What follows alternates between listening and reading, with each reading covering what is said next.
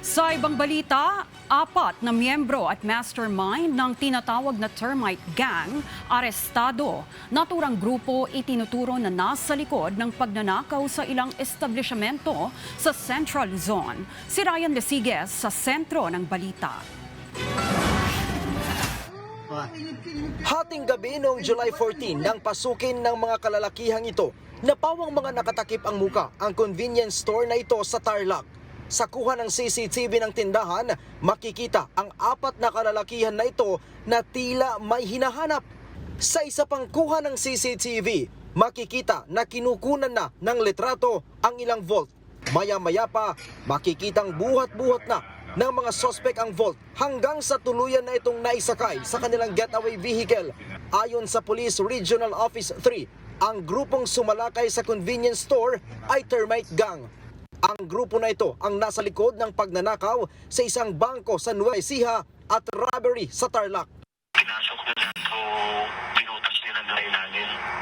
Meron din silang tinira sa Isabela, tatlong convenience store, yung DIY na napasok rin nila at nakuha yung vault.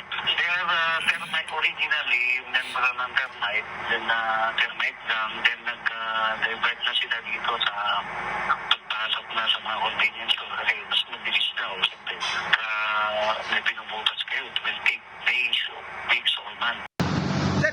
Dito!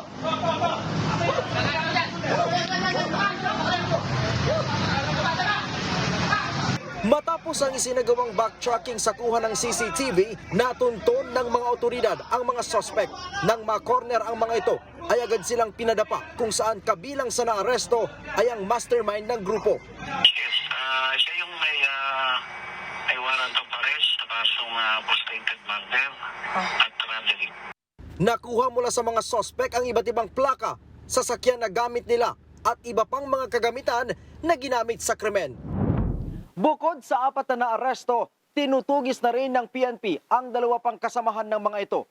Nasampahan na ng patong-patong na kaso ang 4 na naarestong suspect habang inaalam na rin ng mga otoridad kung sila-sila din ba ang sangkot sa insidente ng pagnanakaw ng mga pawn shop sa Quezon City maging sa Pasay City. Mula dito sa Kampo Crame, Ryan Lesiges para sa Bayan.